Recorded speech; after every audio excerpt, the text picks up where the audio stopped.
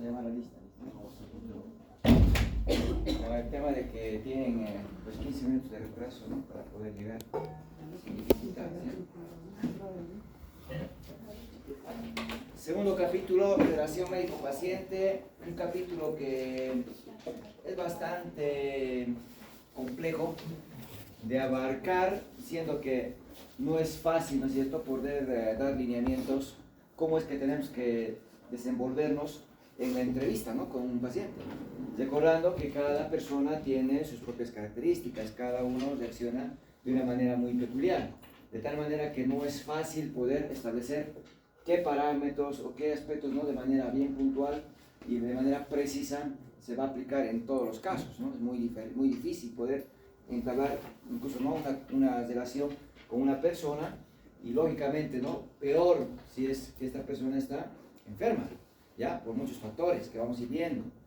Este capítulo lo que nos tiene que mostrar es, ¿no es cierto?, el hecho de que cuando estemos en el hospital o tengamos la oportunidad de atender a un paciente o revisarlo, examinarlo, tenemos que tomar algunas recomendaciones en cuenta, ¿ya? Es lo más importante, porque vamos a ir viendo de que es muy difícil poder delinear todo lo que corresponde, ¿no?, a una relación entre dos personas que cumplen roles distintos.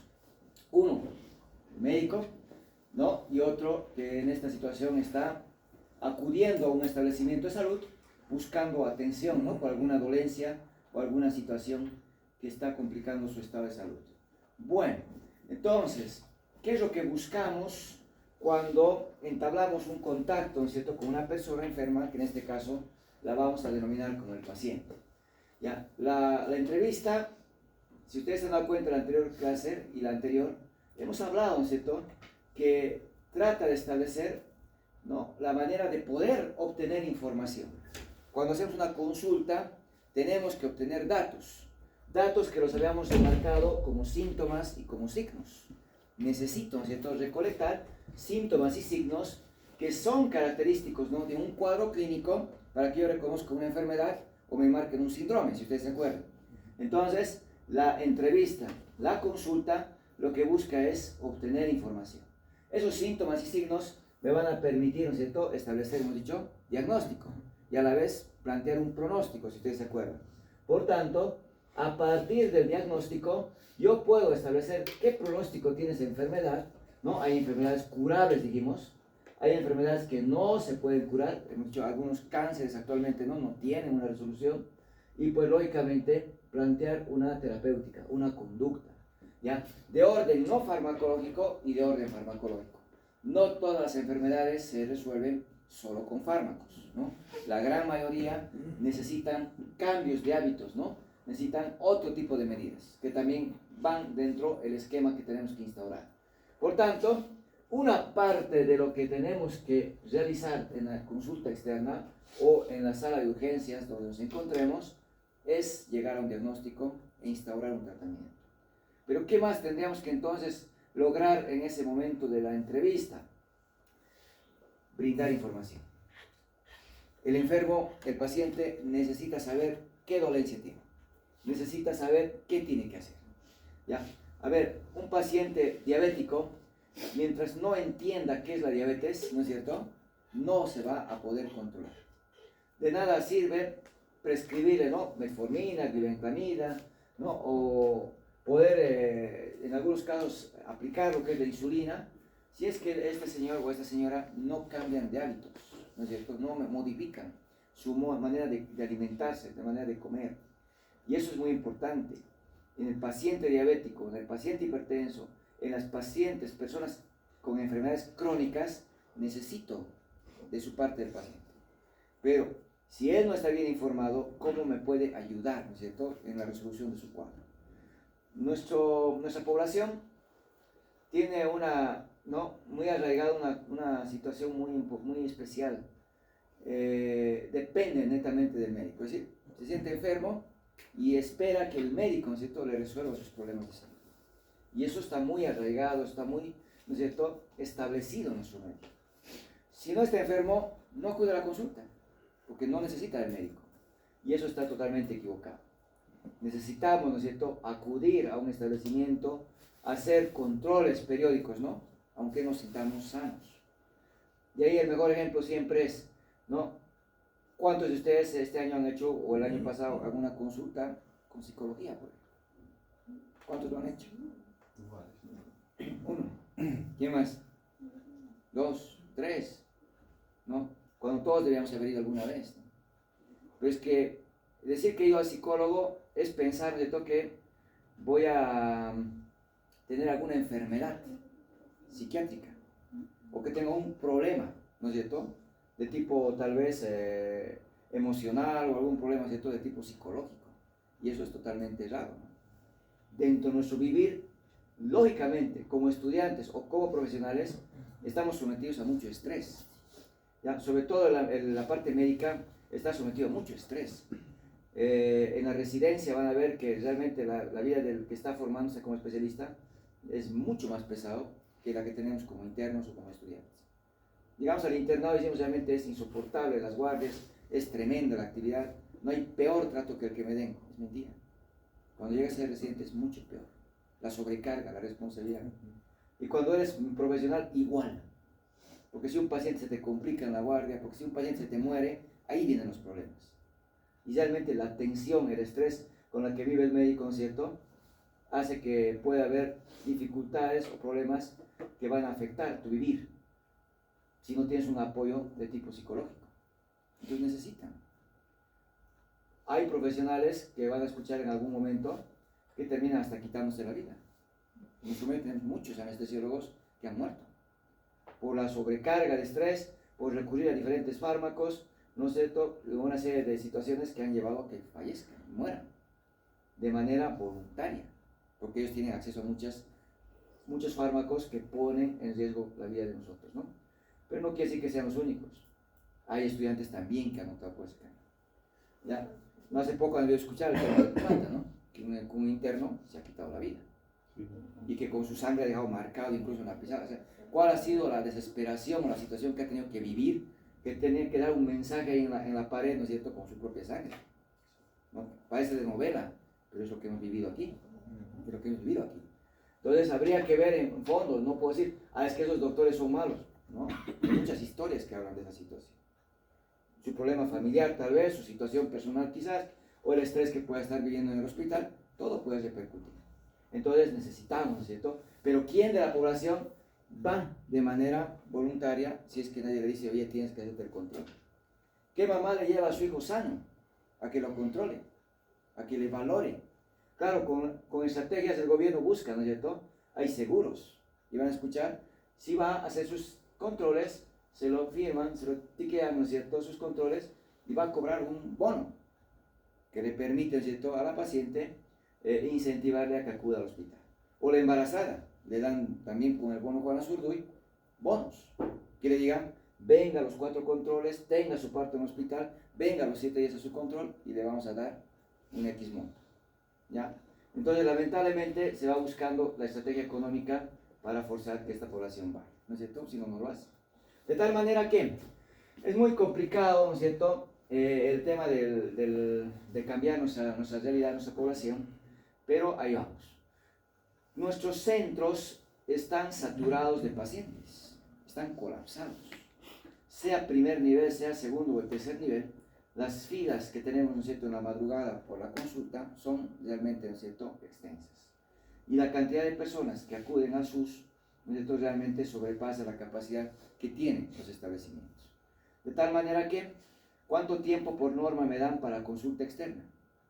15 minutos. La norma dice 15 minutos, que es el tiempo por demás para que tú hagas una anamnesis, para que tú hagas, no sé, un examen físico, para que hagas un diagnóstico, para que le expliques qué tiene el paciente, para que le orientes, para que le brindes el apoyo, ¿cierto?, que requiera, emocional, y para que al mismo tiempo le puedas plantear una conducta y juntos establecer el mejor camino de su tratamiento a su dolencia. Entonces, resulta que 15 minutos nos resulta insuficiente cuando estamos en el hospital. Y más aún, los hospitales se van sobrecargando y van a ver que sobrepasan esa cantidad de tiempo e incluso nos dan menos posibilidad de cumplir los 15 minutos. Entonces, ¿qué entramos? A un sistema que está colapsado, a un sistema que está bastante deficiente y el tiempo nos es insuficiente. y la población demanda atención. Y muchas veces hasta hay denuncias, ¿no? Denuncio por maltrato. ¿Por qué? Porque no me quiere atender. Es que ya tengo las fichas llenas, ya tengo el tiempo ya hasta el tope, ya no tengo dónde. Y sobre todo va a haber en provincia que la sobrecarga es mucho mayor, ¿ya? Nos ha tocado alguna vez, ¿no?, que nos asignen alrededor de 30 pacientes, ¿ya?, por un periodo de consulta. ¿En qué tiempo vas a atender tanta persona? ¿No? Y es así, realmente los centros están muy colapsados. Yo tenía un colega que atendía a una familia entera, es que una paciente venía, sacaba una ficha y pedía el control a sus 4 hijos.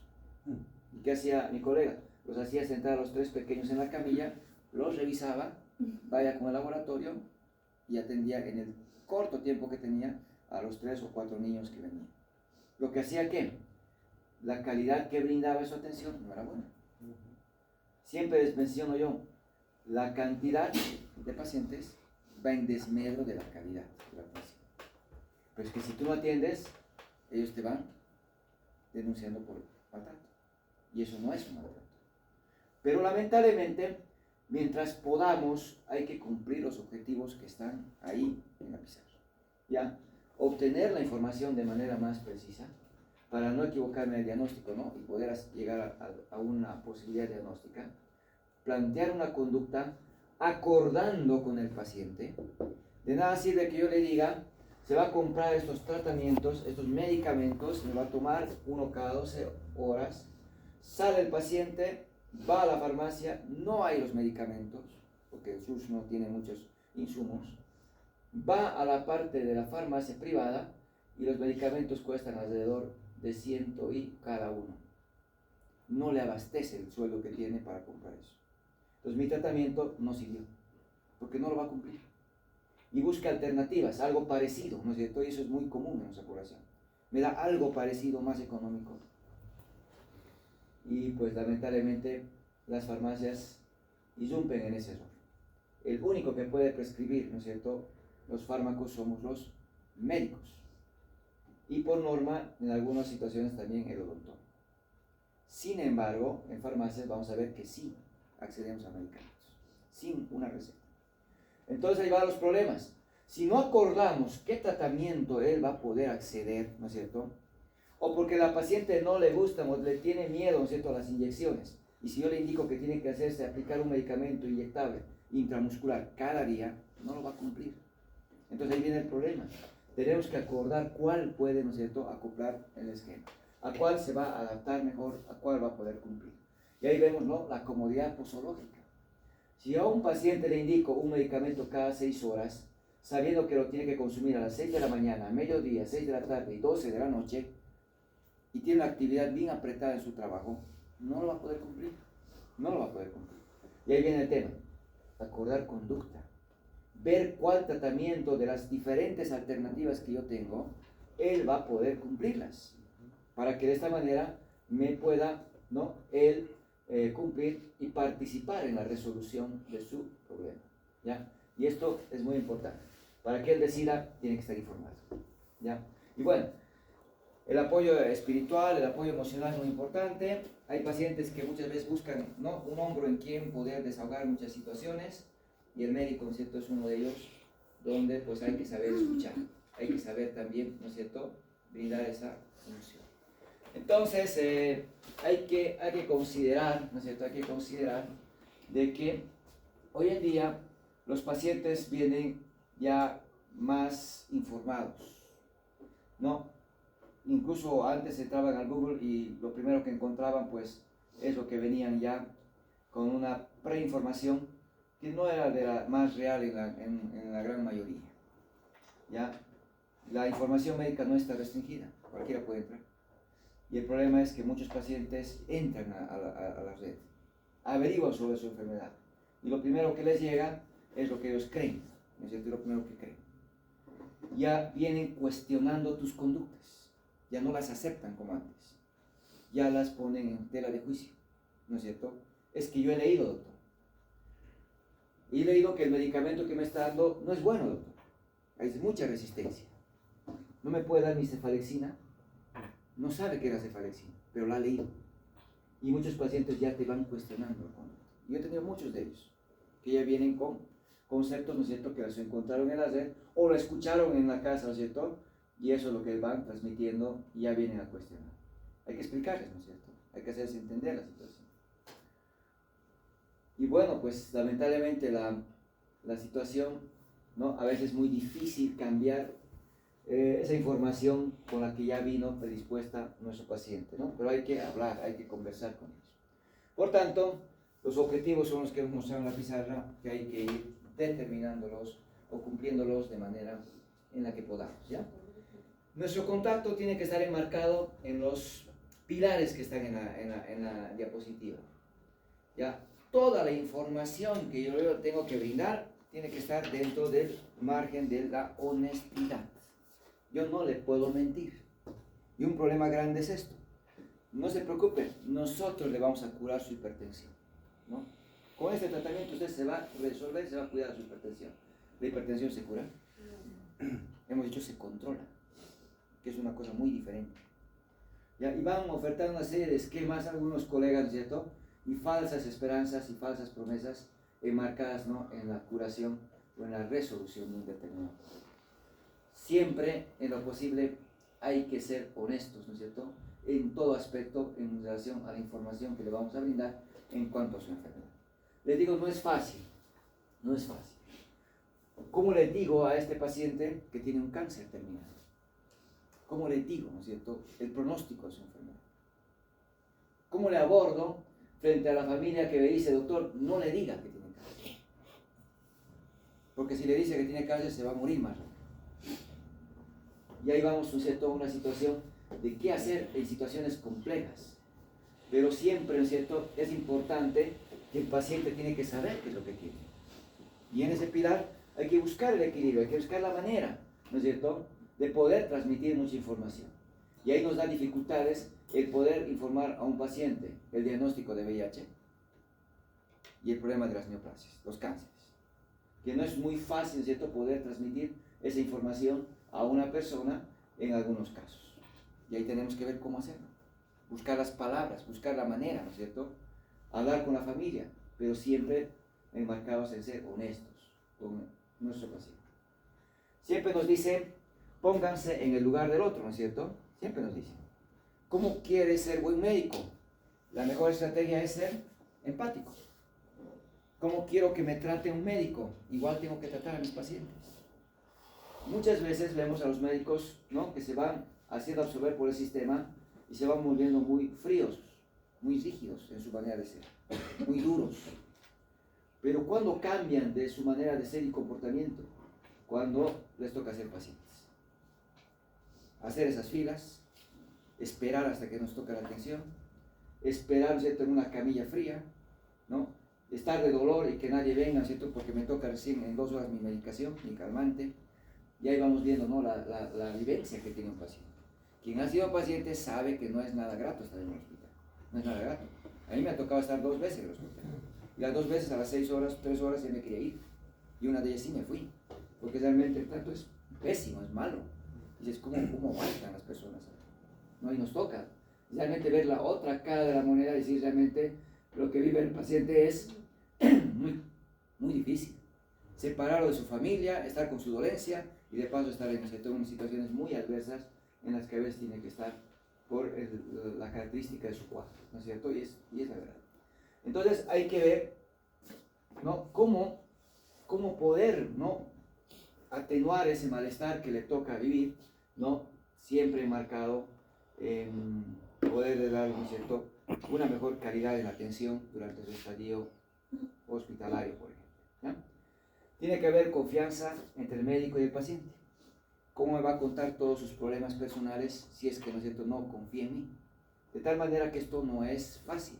Esto lo vamos ganando de a poco, ¿no es cierto?, en la medida que vamos estando siempre pendientes de su atención, estando pendientes de su estado, ¿no es cierto?, y siempre brindándole el apoyo que él requiera, ¿no? Y van a ver que generalmente a veces el paciente tiene más confianza con el propio interno que con el médico. Pero si a mí no me dijo, y mi interno me cuenta muchas cosas que yo ni siquiera las había, no sé, obtenido en cuanto a la entrevista. Porque ¿quién para más tiempo con él? Las 36 horas que está el de turno, el interno, pues está todo el tiempo, llevando laboratorios, llevando exámenes, llevando un estudio, dándole los medicamentos, recogiendo sus insumos. Él está viviendo con él. Y probablemente puede ganarse más rápidamente, ¿no es cierto?, la confianza y hasta vez la empatía, ¿no es cierto? Entonces depende mucho de cada situación que nos va a tocar vivir. Y bueno, sobre todo esto hay que hacer ese énfasis, el respeto, ¿ya?, hacia sus pacientes. No los puedo tutear. Pase la camilla, sáquese la polera, respire con la boca abierta como si estuviera cansado. No. ¿No es cierto? Hay que siempre dirigirnos con el mayor respeto. Por favor, ¿no?, quiero que pase al baño, se desvista, se coloque la bata con la abertura hacia atrás y va a pasar a la camilla para que le podamos revisar. Siempre preséntense cuando vayan al hospital. Buen día, soy estudiante de medicina. Darán su nombre, su apellido. Me han pedido que le haga la historia clínica. Por favor, le voy a pedir que me colabore con la información. Le voy a hacer unas preguntas, la vamos a ir registrando en su expediente. Siempre preséntense, siempre hablen con ellos. Para examinar, ¿no es cierto?, siempre hay que informarle lo que vamos a hacer. Siempre. ¿Ya? Señor, tenemos que hacer un estudio, me han pedido que le hagamos una ecografía, tenemos que ir a programarle, necesitamos la ecografía por esto y por esto. Yo no le puedo llevar, sí, señor, hay que llevarle un examen. Apúrese. Tenemos la ficha a las 7:30. No, todo es hablando. Nada podemos hacer sin su consentimiento. Y para eso, ¿no es cierto?, es importante siempre dirigirnos al paciente, informarle y estar siempre, ¿no?, comunicándole cada situación que vamos a requerir de él. ¿Ya? Lo más importante es dirigirnos siempre con el mayor respeto. Si le voy a examinar, no lo tengo por qué tener descubierto totalmente. El respeto al pudor. Tengo que cubrirle con sabanillas, tengo que cubrirle con batas, ¿ya? Y esas situaciones hay que considerarlas. Bueno, entonces, hay varios aspectos que hay que marcarnos, ¿no es cierto?, para poder desarrollar nuestra actividad. Y ahí este tema ustedes ya lo han llevado, ¿no es cierto?, lo que es la bioética. Y me han enseñado principios. Si ustedes se acuerdan, los principios de la bioética que me han enseñado es la autonomía. ¿Y qué es la autonomía? ¿Quién me dice qué es la autonomía? El paciente tiene derecho a escoger si hace o no hace ese tratamiento. Muy bien, es la capacidad, ¿no es cierto?, de decidir, ¿no es cierto?, uno mismo. Yo tengo que decidir como paciente. Si a mí me dice, ¿no es cierto?, señor, usted tiene una inflamación del apéndice, ya necesitamos operar, necesitamos, ¿no?, entrar al quirófano y evitar que se complique, ¿no?, porque el apéndice se puede perforar. Se ha debido obstruir, se está inflamando y bueno, hay que explicarle, ¿no? Y si yo no quiero operarme, ¿me tiene que operar? No pueden, no me pueden amarrar, no me pueden, ¿no es cierto?, forzar de operarme. Mi instinto de salvar la vida siempre va a ir, ¿no es cierto?, a que yo trate de hacer, ¿no?, lo que he aprendido en la facultad. Ese paciente sí o sí tiene que operarse, y debe operarse. Pero si él no quiere, tengo que informar. La mejor manera de que el paciente, ¿no es cierto?, ejerza su autonomía, es decir, que él decida sobre su salud, sobre su cuerpo, es informándole, ¿no es cierto? ¿Por qué no quiere operarse, no?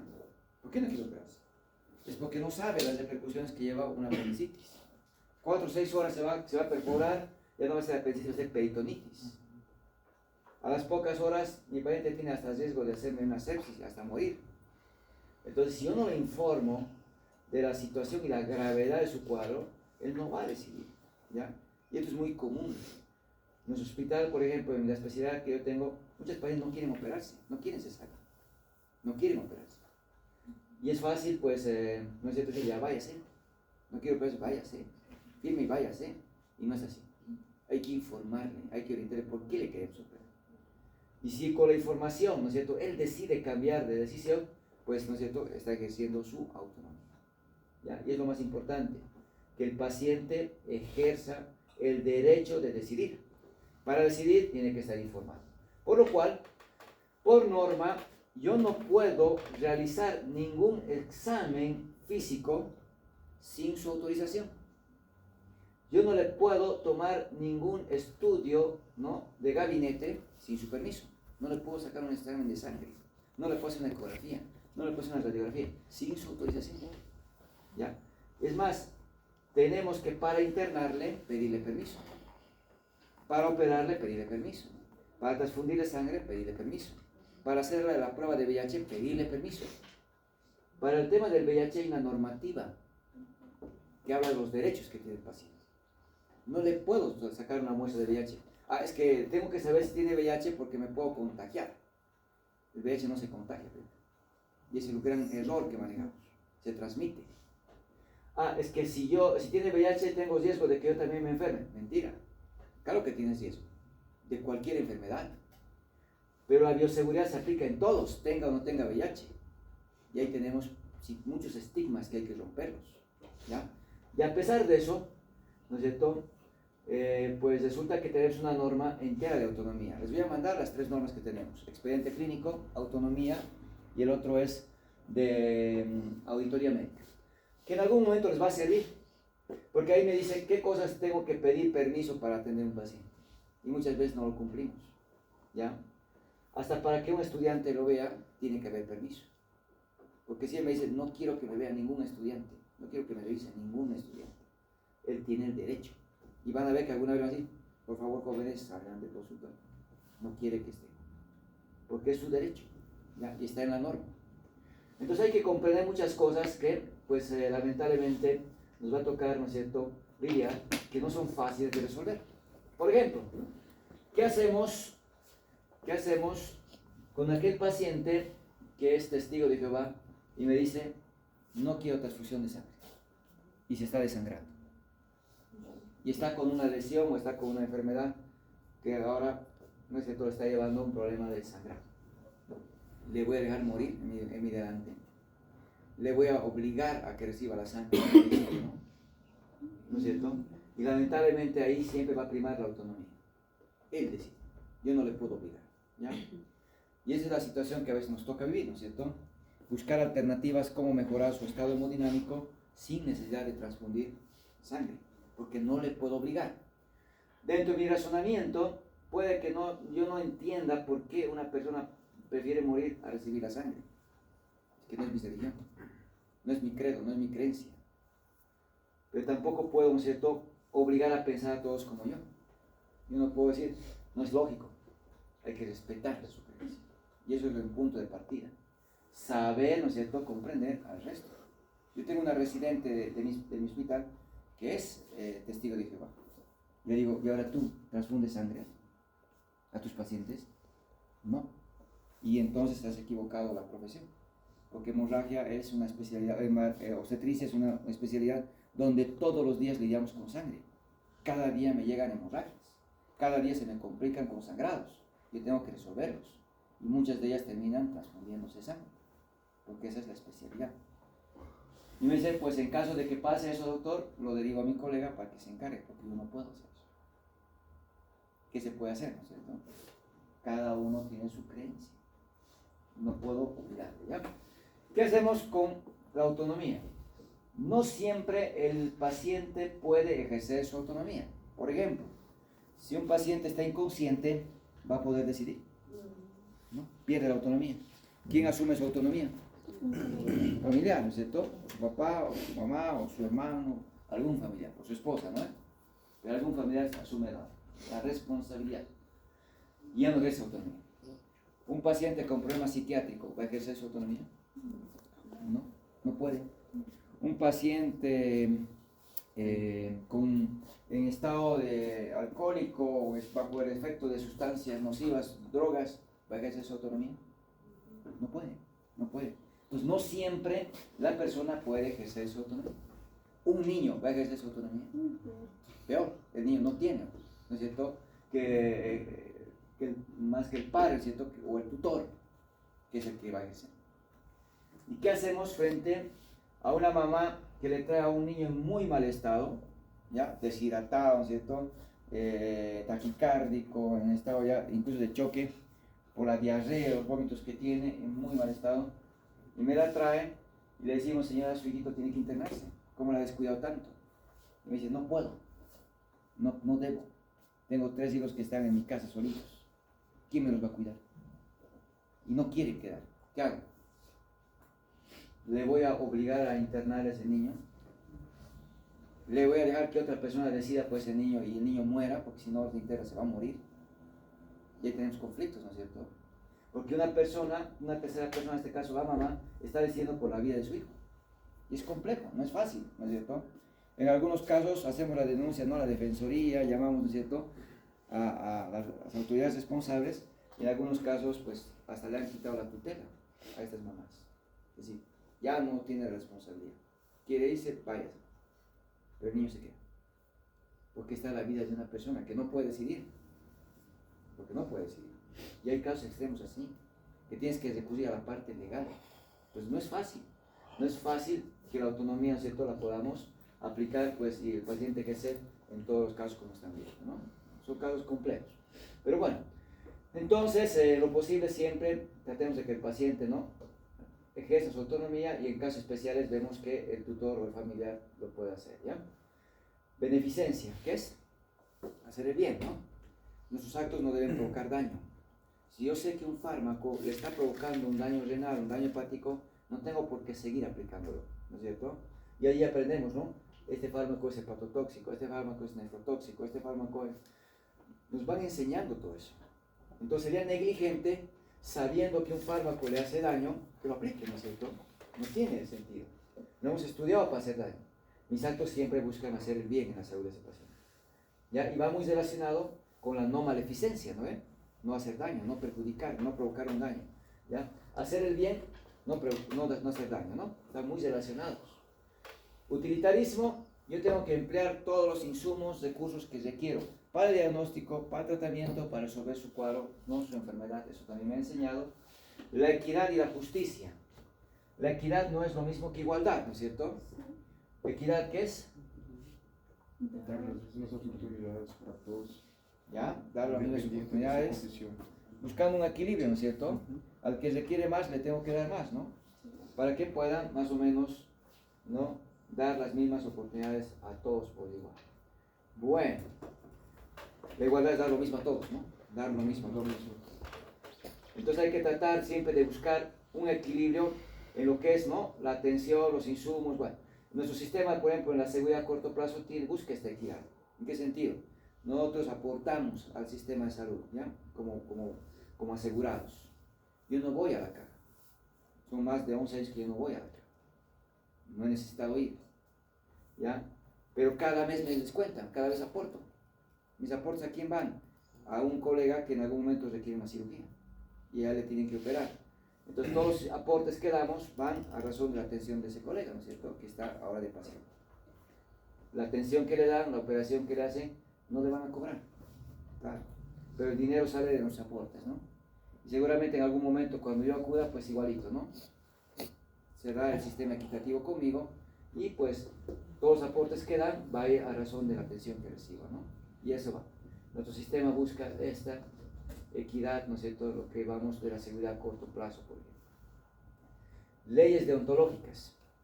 Cada país tiene las características, ¿no es cierto?, muy particulares, y las leyes y las normas difieren, ¿ya? Entonces, de tal manera que las leyes deontológicas son las normativas, ¿no?, que determinan qué es lo que el médico tiene que desarrollar, ¿no es cierto?, en cuanto a su rol, qué obligaciones tiene, y cada país tiene sus propias normativas, ¿ya? Nosotros tenemos diferentes normas relacionadas a nuestra profesión.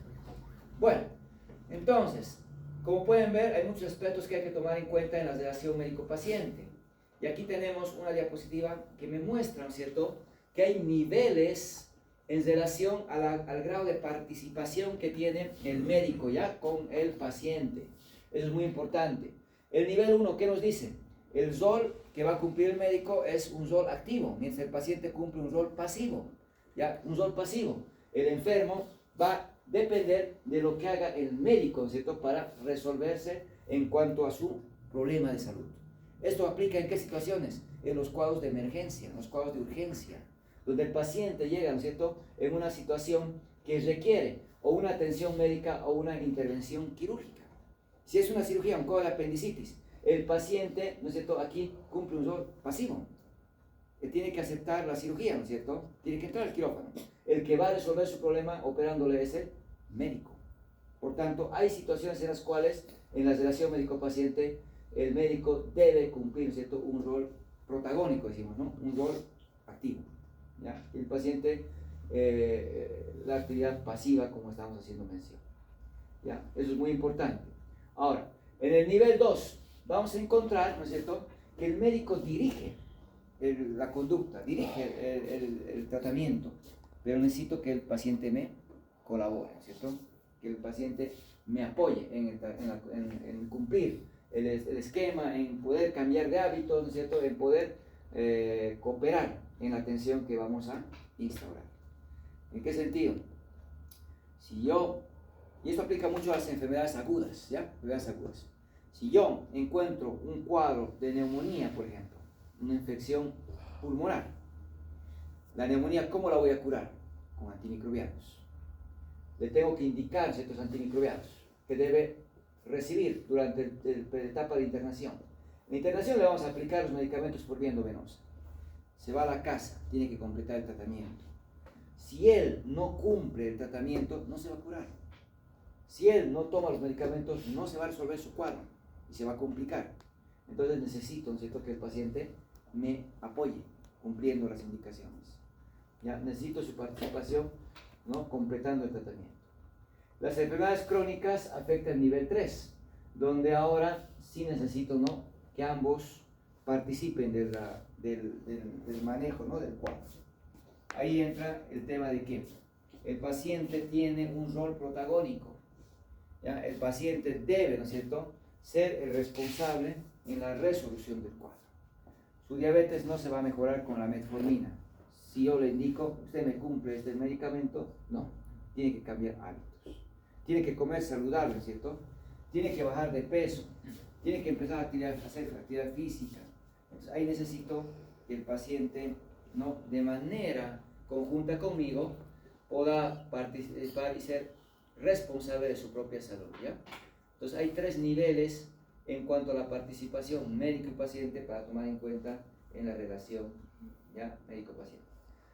No necesitan aprender este cuadro, porque aquí me muestra modelos de atención, participativo, informativo. Esta es la que estamos acostumbrados en nuestro medio, paternalista. Que el paciente venga al consultorio, ¿no es cierto?, me cuente todos sus problemas de salud y yo le dé tratamiento. Esto es lo que está acostumbrado a la población. Ir al hospital y que el médico se encargue de curar, ¿no es cierto?, que se encargue de curar.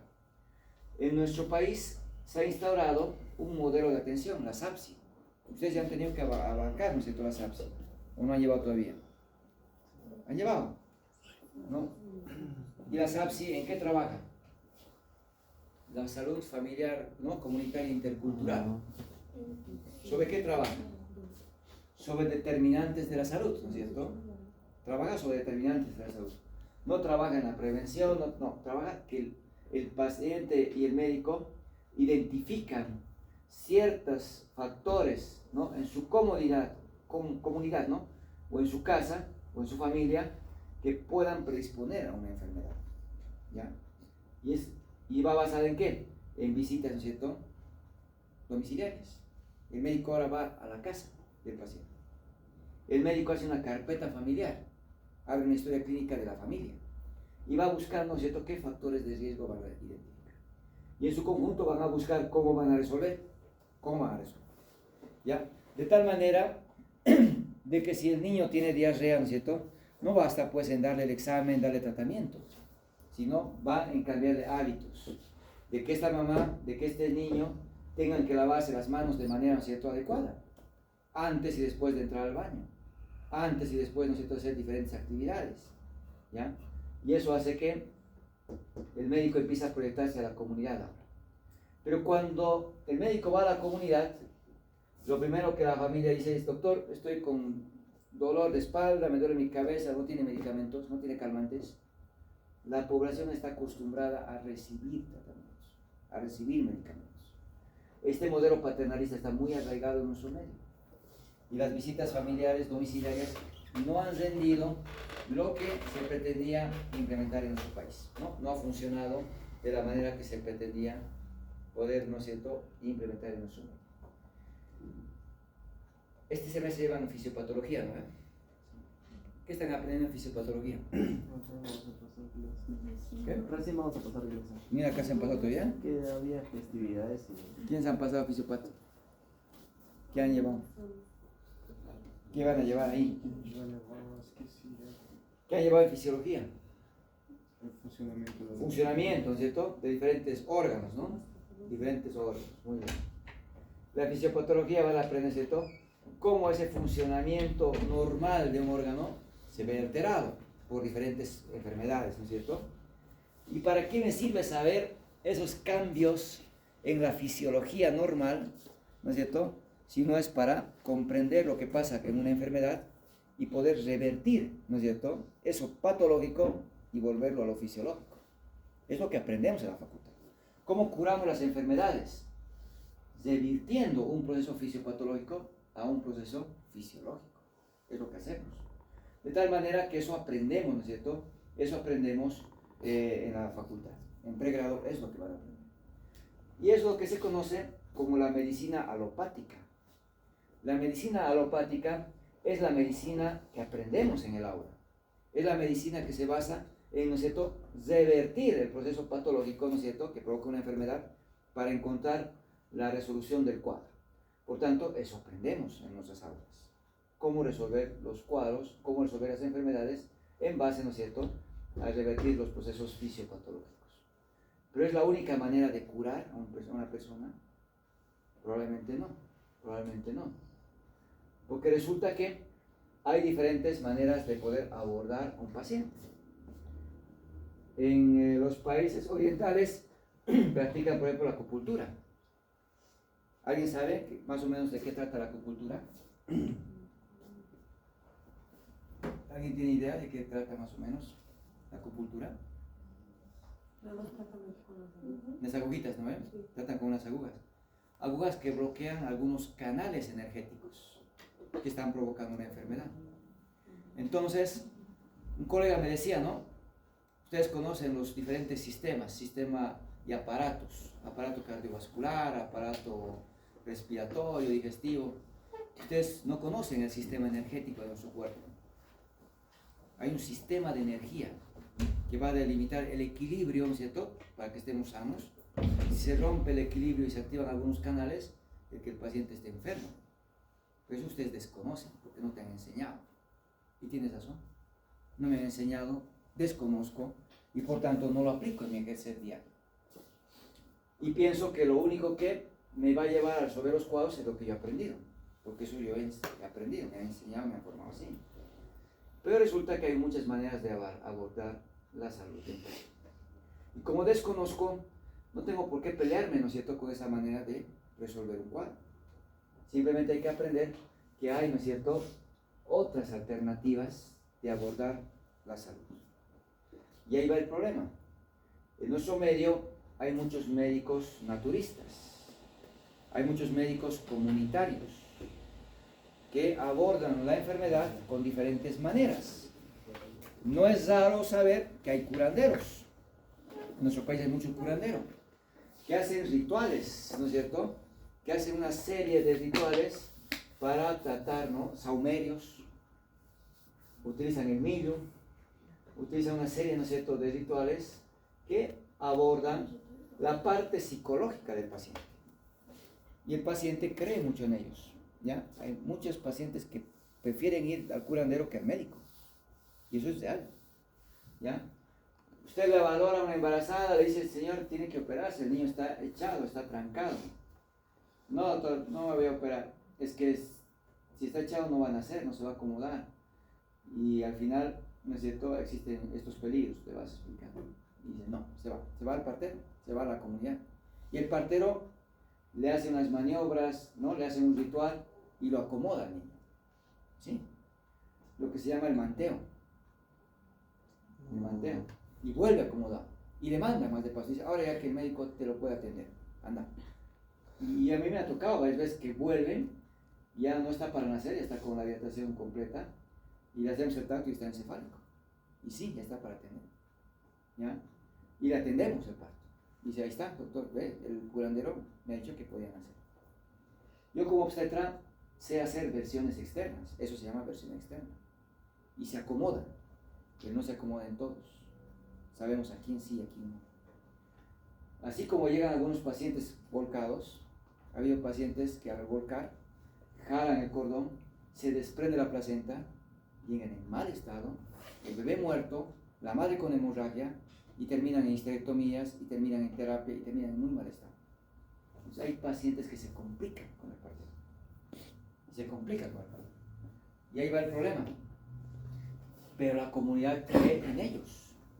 Porque ellos no diferencian cuándo sí y cuándo no. Han aprendido una maniobra, han aprendido un ritual y lo hacen. Les rinden muchos pacientes, sí, pero hay pacientes que les complican, y realmente les complican. Y ahí va el problema. ¿Por qué me voy a pelear con él si la comunidad cree con él? ¿No es cierto? ¿Por qué me voy a pelear? Y tratamos siempre de, ¿no es cierto?, respetar la creencia del paciente. Doctor, el médico me ha dicho que tengo que ir, el curandero me ha dicho que tengo que llevarle, que está asustado. Que no es para usted, está asustado y se va a curar con lo que le voy a llevar hoy día. Está bien, llévele, ¿no es cierto?, llévele, pero no deje de darle el jarabe que le estoy indicando. Que tome el jarabe y llévele al curandero a ver qué le dice. No me puedo pelear con él, porque no lo va, o sea, no, él no va a olvidar su creencia, él confía en él, ¿no? Y hay situaciones que hay que siempre coordinar. En nuestro medio se han incorporado a estos médicos tradicionales al sistema, los han registrado, tienen hasta su carnet de médicos, y están en hospitales, ni siquiera en la provincia, aquí en la ciudad, en la caja, hay médicos que están en el sistema, ya tradicionales, y es más, te piden hasta que hagas interconsulta con ellos, que tengas que mandarlos. Entonces nuestro sistema realmente los ha incorporado. No tengo por qué pelearme con el sistema, no tengo por qué pelearme con la creencia del paciente, simplemente pensar que eso le puede ayudar tal vez en la parte psicológica quizás, y no que lo haga, pero mientras cumpla mi tratamiento, ¿no? Mientras cumpla mi tratamiento. La musicoterapia, ¿ayuda o no ayuda? ¿Sí? La risoterapia, ¿ayuda o no ayuda? ¿Claro? Van a ver que hay voluntarios que van a los hospitales, ¿no es cierto?, a tratar de dar un poco de alegría al paciente. Si el paciente está contento, su sistema inmune mejora y se recupera más rápido. Entonces, evidentemente, hay varias maneras de abordar, ¿ya? Hay varias maneras de abordar. Hasta el color de las paredes de los hospitales están destinados a eso, a darle paz, ¿no es cierto?, a dar tranquilidad, no estresarlo. Van a ver que son colores claros, tienen muchos efectos, hasta el color, ¿no es cierto?, en el tema de salud. Entonces, ¿qué tenemos que aprender? Que la única manera de abordar a un enfermo no es solamente la que yo he aprendido. Hay muchas formas de abordar. No tengo por qué pelearme y pensar que esas maneras son opcionales. O te vas con él o te vienes conmigo, ¿no es cierto? No es así. Hay que ver que hay tratamientos complementarios, hay abordajes, cuidados complementarios, que podemos coexistir, ¿no es cierto?, con las diferentes maneras de abordar un tratamiento, ¿ya? Bueno, entonces hay, ¿no es cierto?, los naturistas que van curando las enfermedades en base a diferentes mates, ¿no es cierto?, diferentes hierbas. Yo tengo que recordar que los fármacos han sido elaborados a partir de hierbas, ¿no es cierto?, igualito. Solamente que nosotros dosificamos, y probablemente esto se ve mucho en los niños. Hay niños que se intoxican justamente por esos tratamientos naturales, ¿ya? Porque ellos no dosifican, por el kilopeso que nosotros hemos aprendido. Llevan algunas complicaciones, sí, ¿ya? Pero que hay que ver que algunos casos también son resueltos, ¿no?, por parte de la medicina alternativa o complementaria, que es el término más correcto, ¿ya? Bueno, ¿qué tenemos que tomar en cuenta? Hay varias recomendaciones cuando vayan al hospital, ¿ya? Uno, el aspecto que ustedes tienen que, ¿no es cierto?, tener en el ámbito hospitalario siempre tiene que ser adecuado, ¿ya? Tienen que ir pulcros, decimos, ¿no? Pulcros. Tienen que ir bien peinados, bien aseados, lógicamente, ¿no es cierto? Yo no puedo estar andando en el hospital con mi guardapolvo manchado con sangre, con los crocs o los zapatos manchados con sangre, no. Si se ha contaminado, pues me tengo que cambiar, ¿ya? De tal manera que cabellos recortados, uñas recortadas, ¿no es cierto?, el guardapolvo bien abotonado, bien identificado, son aspectos que me van a exigir, ¿ya? El cuidado que tenemos que tener va en función del aspecto. Ahora bien, ¿El aspecto puede interferir con la comunicación y la relación médico-paciente? Sí. Ya, yo no voy a ir al hospital de terno, de saco y corbata. Yo no puedo ir de esa manera. Primero, que no es la vestimenta, ¿no es cierto?, acorde para el ámbito donde estoy yendo a trabajar. Segundo, una vestimenta muy formal, ¿qué va a provocar? Una basera con el paciente. Porque el paciente me va a poner un pedestal ahí arriba, ¿no es cierto? Me va a ver en un nivel alto. ¿Va a haber una comunicación fluida conmigo? No, no. Por tanto, la vestimenta en extremo crea baseras. Interrumpe esa comunicación fluida de tú a tú que tiene que ver con el paciente. ¿Ya? De tal manera que hay que evitar eso. Una vestimenta muy informal o descuidada crea desconfianza. ¿Ya? Yo no puedo andar, ¿cierto?, con sandalias, no puedo andar con corto, ¿no?, en la emergencia. Y hay colegas que sí hemos visto que en el trópico, por el calor que hacen, ¿cierto?, salen así a la atención. No es lo correcto. Si estoy en la urgencia, usted empieza mi pijama, ¿no es cierto?, que corresponde. Mi uniforme que corresponde. De tal manera que hay que tener mucho cuidado con la vestimenta. Los extremos siempre crean dificultades, ¿ya? Crean barreras. Es un aspecto importante.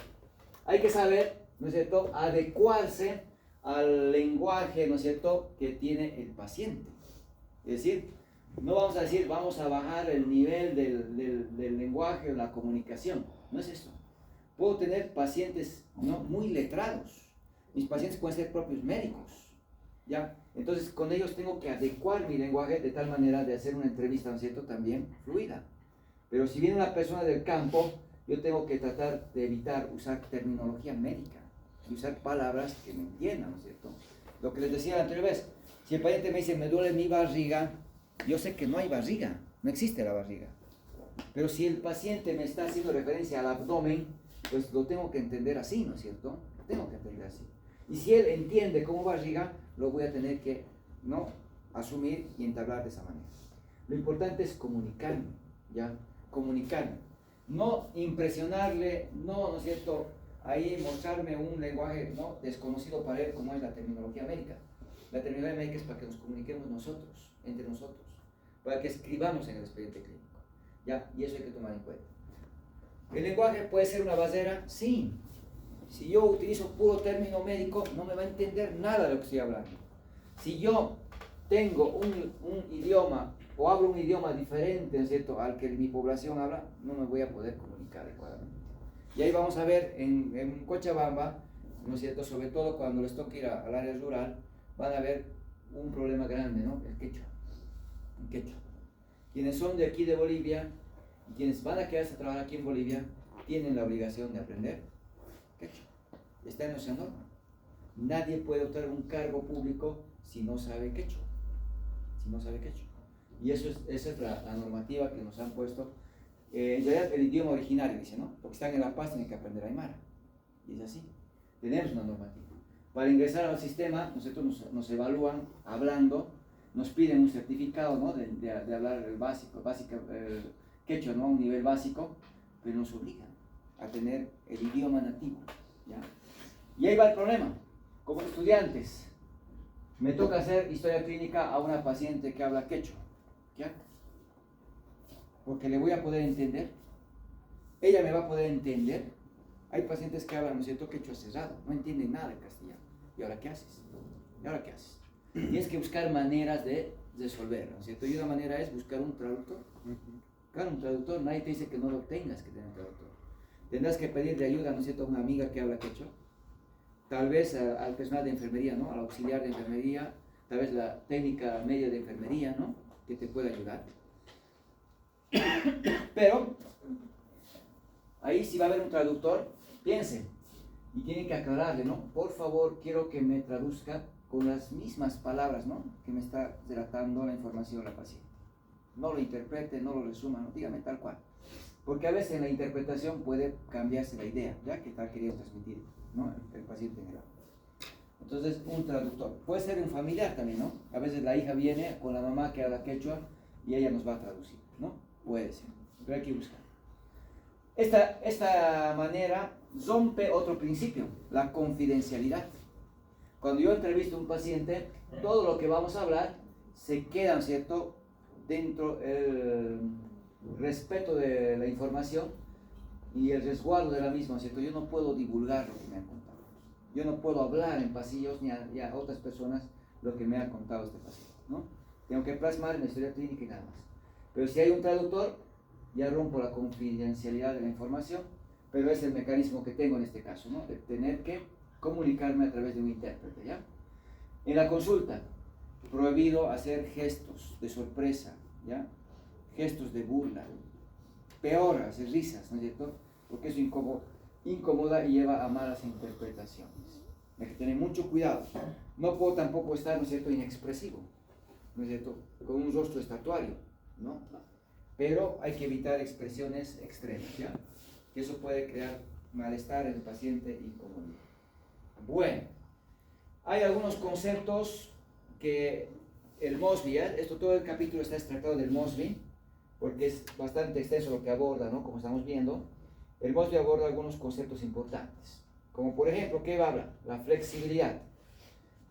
Cuando hacemos la entrevista, ¿ya? Cuando empezamos la consulta, al principio hay que dejarle al paciente hablar, que me cuente todos sus síntomas, ¿ya? ¿Cómo está? Buenos días, ¿no? Soy el doctor tal, voy a ser su médico en esta oportunidad, quiero que me cuente qué molestias tiene, ¿no? ¿Por qué está viniendo al hospital? Que me hable, que me cuente todo. Es que tengo 15 minutos, nada más, pero al principio le voy a dejar hablar, porque necesito entender qué síntomas, qué molestias, ¿no es cierto?, está entendiendo el paciente que le está provocando el malestar, ¿no? Tengo que dejarle hablar, ser flexible en la entrevista, ¿ya? ¿Ya? Es lo más importante, hacer preguntas abiertas, cómo se siente, qué molestias tiene, ¿sí? Darle la opción de que hable. Doctor, tengo dolor de barriga, estoy con náuseas y estoy con diarrea desde esta mañana, ¿ya? A ver, hábleme todo sobre la diarrea. Doctor, estoy entrando a cada rato, me duele la barriga, he visto que tiene restos de comida, ¿no? Cuando entro al baño, me va a ir contando sobre la diarrea, ¿ya? Es lo más importante, al principio dejarle hablar. Luego entramos a la especificidad, es decir, una vez que ya he obtenido la información grande, me toca recolectar algunos datos importantes. En una diarrea, yo necesito saber si hay moco y sangre, ¿ya? Necesito saber, pero él no me ha dicho, entonces le voy a preguntar, ¿no es cierto? Cuando usted ha entrado al baño y me ha dicho que ya hace la diarrea, ha visto, ¿no?, si tiene moco, si tiene sangre. Sí, doctor, o no, doctor. Y si tiene moco y sangre, me va a orientar, ¿no es cierto?, a un grupo de diarreas, ¿no es cierto?, que es la disentería. La disentería. Si hay restos de alimentos, me va a orientar a un problema de mala absorción, ¿no es cierto?, mala absorción. Entonces, el aspecto que pueda tener la diarrea, las deposiciones, me puede ayudar a hacer un diagnóstico, ¿ya? Y puede ser que el paciente no le haya dado mucha importancia a ese dato clínico. Entonces, yo necesito algunos datos precisos. Y esos datos los voy a preguntar ahora. Le dejé hablando, fui flexible, ahora necesito información específica y ahí le tengo que preguntar de manera puntual, de manera directa, ¿no ven? Eso es lo más importante. Las preguntas que vamos a hacer tienen que ser entendibles. Por tanto, el lenguaje tiene que ser claro. Tienen que ser palabras que puedan ser comprendidas por el paciente, ¿ya? Y ahí va justamente nuevamente, no voy a usar terminología médica con los pacientes. Tengo que usar palabras que él entienda, ¿no? Palabras claras. Preguntas claras. Lenguaje sencillo, ¿ya? No le voy a hacer varias preguntas a la vez. Primero una pregunta que necesito una información, me contesta, luego otra, para no confundir, ¿ya? Entonces tiene que haber claridad en la comunicación. Tengo que aprender, ¿no es cierto?, a transmitir la información con sutileza, ¿ya? Con sutileza. Entonces, hay diagnósticos que no son fáciles de transmitir. Necesito encontrar las palabras que me permitan transmitir, ¿no es cierto?, con sensibilidad alguna información, ¿ya? No es fácil decirle que tiene cáncer, ¿no? No es fácil decirle que el pronóstico es malo. Dicho de otra manera, no es fácil decir que el paciente, ¿no es cierto?, tiene alta posibilidad de fallecer, ¿no?, en corto tiempo. Es así. Entonces, ahí tenemos que ir aprendiendo, ¿no es cierto?, a seleccionar las palabras, a la manera de abordar. No hay unas reglas, decía, vamos a ir aprendiendo cada vez, ¿ya? Llevo 20 años yo en el ejercicio médico y sigo aprendiendo, ¿no?, cómo hablar con los pacientes, porque es así. No terminamos de aprender cómo comunicarnos con ellos, ¿no? Y bueno, entonces es muy importante, ¿ya? Otro, hay que aceptar, ¿no es cierto?, que el paciente es un ser humano y que también, ¿no es cierto?, él tiene que participar en la decisión. Yo no tengo que imponer mi voluntad, ¿ya? Es muy importante. Olvidarme del paternalismo, como hemos dicho, ¿no? Que esto está muy arraigado. El paciente quiere que el médico le resuelva sus problemas. Así como el niño, ¿no?, va pidiendo que el papá le resuelva las diferentes situaciones. Entonces, se trata de que el paternalismo, ¿no es cierto?, debe ir a un lado. Y tenemos que hacerlo parte del problema, ¿no?, que él resuelva su problema junto con él. ¿Ya? Y eso vamos a tratar siempre de considerar. Aceptar que él, ¿no es cierto?, tiene un rol importante en la resolución de su cuadro. ¿Ya? Bueno, hay algunas enfermedades que hemos visto que no, quirúrgico, no hay más, el médico tiene que cumplir el rol, pero en la gran mayoría sí hay que hacerlo partícipe, ¿ya? La empatía ya hemos hablado, cómo quiero que me trate el médico, así tengo que tratar, dice, no ponerse en el lugar del otro, ¿no?, que es lo más importante.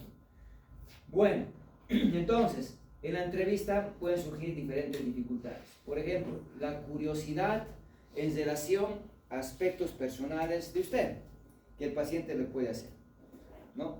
Usted es su médico interno, usted está toda la mañana con él, toda la tarde viéndole, ¿no?, que esté realizando los exámenes, en la noche le está controlando, haciendo sus evoluciones, al día siguiente le vuelve a ver en la madrugada, le hace su evolución, y todo el tiempo lo ve a usted, ¿no es cierto?, ahí con él. Y pues puede haber interrogantes en relación a usted, ¿no? Este doctor siempre está todos los días en el hospital, ¿no es cierto? Tendrá familia, ¿no? Tendrá sus hijos, irá a ver a su familia, en qué rato irá, saldrá. Puede haber muchas interrogantes en relación a su vida personal. Y algunas veces el paciente nos las hace, aborda nuestra vida personal, nos hace preguntas de nuestra vida, ¿ya? El no responder solo crea más misterio. Entonces podemos responder algunos aspectos que me va a interrogar, sin entrar en detalle, ¿no? Porque tampoco puedo, ¿no es cierto?, confundir, ¿no es cierto?, la relación que tenemos, que es netamente profesional, ¿ya? No tenemos por qué abordar aspectos personales nuestros, ¿no?, pero sí podemos contestarle varias preguntas, ¿no?, sin necesidad de entrar al detalle de mucha de esa información, ¿ya? Bueno, un enfermo frente a un diagnóstico o frente a un estudio puede tener ansiedad. La ansiedad es una sensación, ¿no?, o malestar frente a un hecho inminente o próximo. Me dijeron, mañana tiene que madrugar porque necesitamos hacerle una endoscopía para ver, ¿no?, si su problema es su gastritis, ¿ya? Y cuando yo voy al estudio endoscópico y estoy en la sala de espera, empiezo a sentir, ¿cierto?, una sensación bien desagradable, ¿no? Primero, ¿por qué me habrán pedido la endoscopía? Si siempre me han dicho que era gastritis, me daban omeprazol, me daban un jarabe, ¿no es cierto?, y me curaban. ¿Por qué me han pedido endoscopía? Otro, recuerdo que un familiar me han pedido endoscopía y le han dicho que tenía un cáncer de estómago. Ya me viene ese temor, ¿será que tengo cáncer? Otro, ¿me va a doler? Me han dicho que tienen que introducirme una cámara por la boca, ¿me van a hacer dormir? Me han dicho que la anestesia, muchos pacientes se han complicado y ya no han despertado. ¿Será que me van a poner anestesia? Y hay muchas cosas que te vienen a la cabeza. Y todo eso va, ¿no?, a aumentar la ansiedad. Entonces, esa ansiedad que es normal frente a algo próximo, frente a algo inminente, entonces tenemos que aprender, ¿no es cierto?, a disminuir. ¿Cómo puedo disminuir la ansiedad frente a un determinado estudio? Tranquilizar, así. Tranquilizar. ¿Cómo le puedo tranquilizar? Conversando, informándole, ¿no es cierto?, explicándole en qué consiste la endoscopía. A mí nunca me han hecho endoscopía, ¿no es cierto? Y si me tocara que me hagan, claro que me va a dar miedo, ¿no es cierto? Claro que te da miedo. Yo tenía un colega que le tenían que hacer una biopsia renal porque estaban pensando, ¿no?, en un cuadro autoinmune, y dije, necesitamos la biopsia. Y dice, no, yo he ido. Me han puesto en la camilla, han ido a traer los insumos y no les miento, me he parado así con la bata y me he escapado del quirófano, siendo médico. Y he dicho, y no vuelvo, porque me ha dado miedo saber qué me iban a hacer. Entonces hay muchas cosas que nos toca vivir, ¿no es cierto?, como pacientes, ¿no? La ansiedad es una de ellas. Y eso hay que lidiar, informándole, calmándolo, hablando con él, ¿no es cierto? Puede ser que se atenúe, ¿no es cierto?, la ansiedad. Dar mucha información también crea más estrés, ¿no? Entonces hay que saber transmitir lo necesario en relación a lo que le van a realizar, ¿ya? En la entrevista, bueno, vamos a quedar aquí, no nos falta mucho, pero ya estamos en hora, ¿ya? Entonces vamos a encontrar algunos datos más en relación a la relación médico-paciente y vamos a empezar historia clínica la siguiente clase, ¿ya? Martes, entonces.